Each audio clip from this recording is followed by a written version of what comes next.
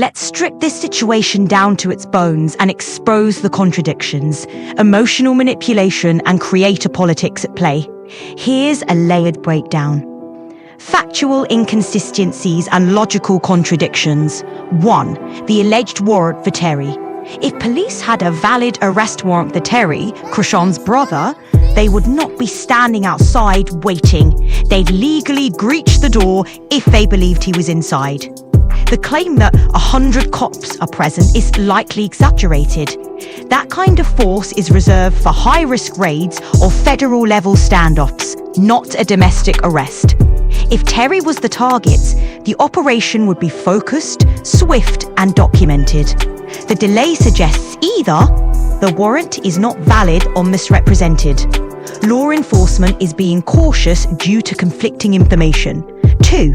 Sudden shift to getting a warrant for the baby. This pivot is suspicious. If the baby was in immediate danger, police wouldn't need a second warrant. They'd act under exigent circumstances to protect the child. The fact that they're allegedly trying to get a warrant implies they don't have probable cause. They're not sure what's happening inside. The original warrant may not be enforceable. 3. If this were truly a crisis, more voices would be involved. This suggests narrative control. China may be shaping the story in real time, possibly to deflect attention from the real legal issues, manipulate public sympathy, control optics before media picks it up. Creator politics at play. This isn't just a family drama. It's a textbook case of creator politics, where spectacle, narrative control, and emotional manipulation intersect. 1. Spectacle over substance. Going live during a supposed police standoff turns a private crisis into public theatre. The goal isn't clarity, it's engagement, sympathy, and distraction from deeper legal issues. 2. Narrative hijacking. The shift from Terry's warrant to baby in danger is a classic emotional pivot, designed to redirect outrage and center the child as a symbol of innocence. This tactic weaponizes concern for the baby to obscure accountability for the adults involved. 3. Strategic silence and controlled chaos.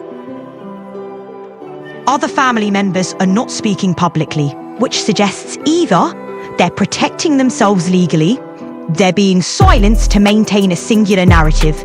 This silence creates a vacuum that China fills, controlling the drop, shaping perception, and possibly shielding Krishan from scrutiny. 4. Legacy leverage. Krishan's public persona is built on chaos, vulnerability, and spectacle.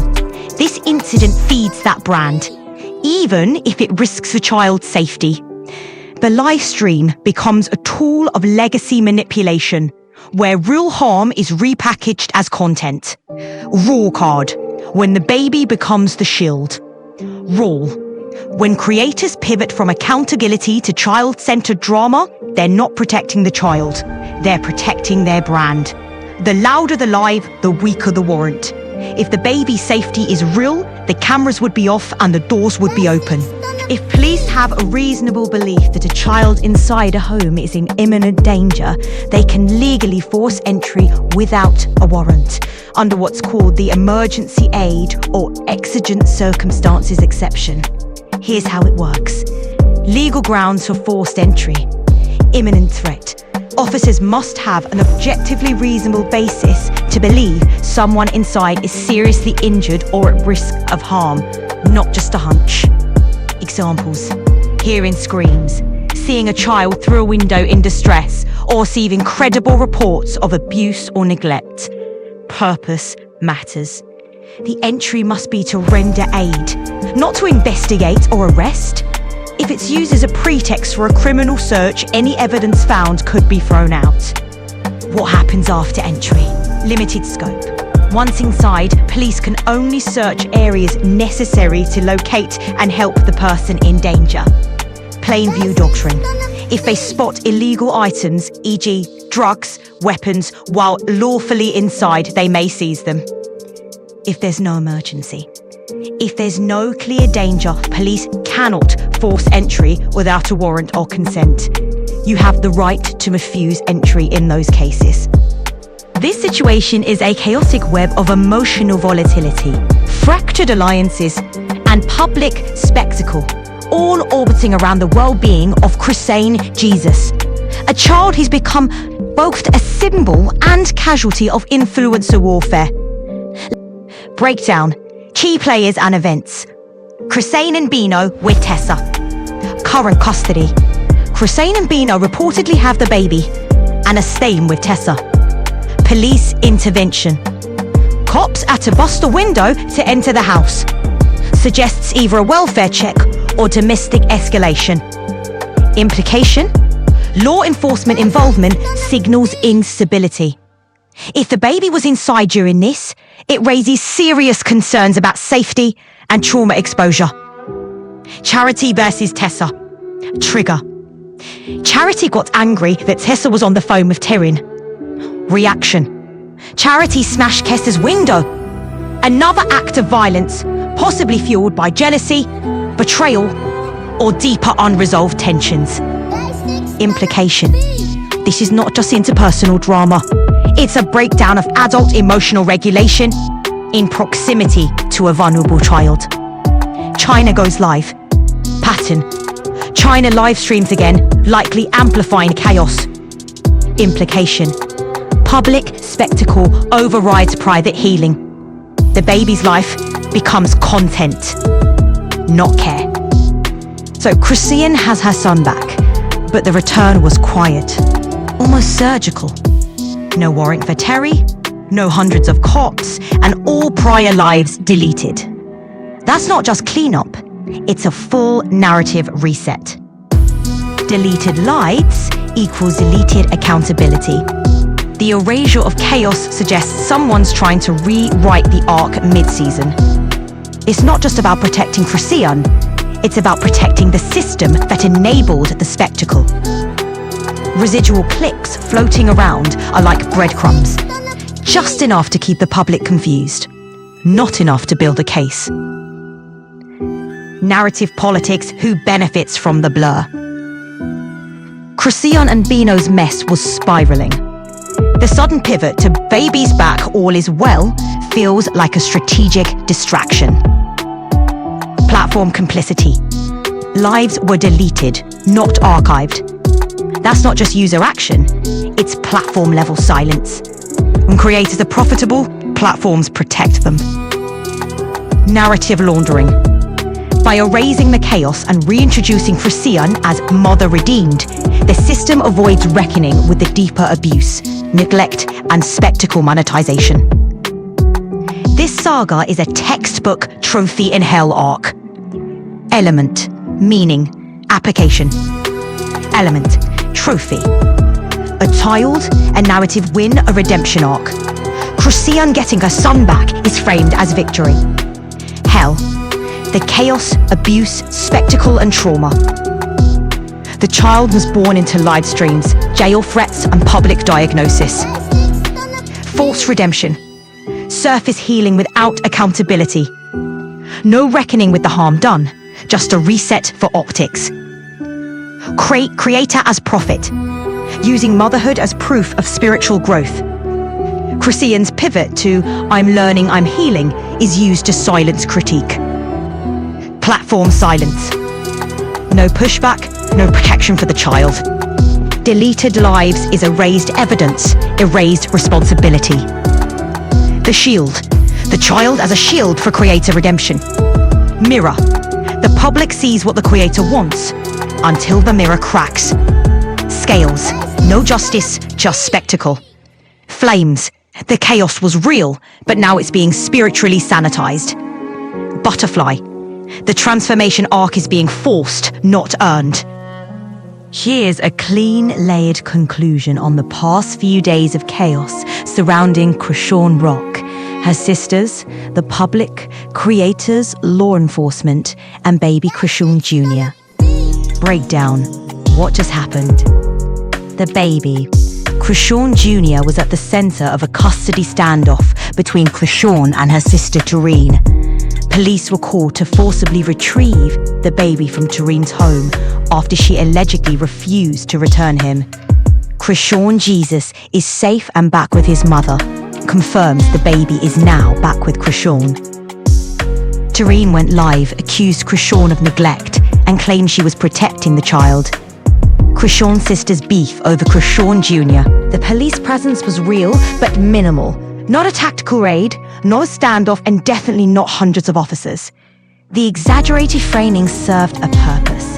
Just spin the narrative in favor of Christine Rock and monetize the chaos. Police presence. What actually happened? According to Christine Rock, she called law enforcement after her sister allegedly refused to return her son.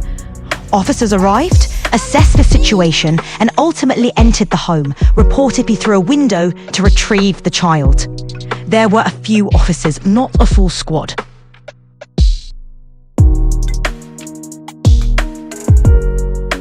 In creator politics, the basic repeated pattern is a cycle of spectacle, silence, and strategic distortion. Here's how it tends to unfold, again and again. Over and over. Spectacle drop. A creator releases a dramatic, emotionally charged post or video, often vague, symbolic, or framed as truth-telling. It's designed to provoke, not clarify.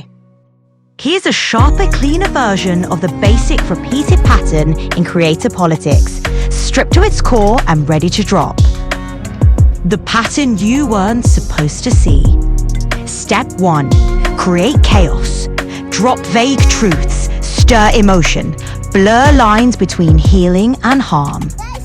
Step 2. Control the frame. Recast critics as villains. Recast self as divine. Recast theft as activation. Step 3. Harvest attention. Monetize confusion. Redirect loyalty. Silence dissent. Step 4. Rotate the cast. New allies. New targets. Same choreography. Step 5. Repeat. With more spectacle, more distortion, less accountability. Unquote. Police presence. The reality. There were a few officers, not a tactical unit, no standoff, no barricades. The term standoff was exaggerated by creators and commentary channels to dramatize the situation. Officers responded to a custody dispute between Krishawn Rock and her sister Tareen. The baby was retrieved with police assistance, reportedly through a window, but the interaction was calm and procedural, not chaotic. Spectacle engine, creator spin. The incident was reframed across platforms to portray Krishawn as a mother heroically reclaiming her child. This narrative served to deflect criticism over prior parenting concerns, generate sympathy and engagement, monetize emotional content through live streams and reaction videos. Creators amplified the drama for clicks, using phrases like hostage, rescue, and CPS raid to inflate the stakes. In reality, it was a family dispute with law enforcement mediation. Oh, creator politics, strategic optics. The baby became a symbolic asset in a larger game of reputation management and influencer positioning. Krishawn's relationship with Hood Trophy Bino was simultaneously pushed as a PR narrative, adding layers of distraction and emotional bait. The custody moment was used to pivot public perception, from chaos to control, from neglect to protection. Ugh, trophy in hell, the metaphor made real. The child was never the threat. He was the trophy used to validate narratives, distract from deeper issues, and feed a system that profits from dysfunction. The spectacle turned a private moment into public currency. Emotional breakdowns were clipped. Lives were monetized. The baby became a pawn in creator warfare. The spectacle ends here. Truth stands. The child is centered. False prophets fall. Healing begins with clarity, not chaos.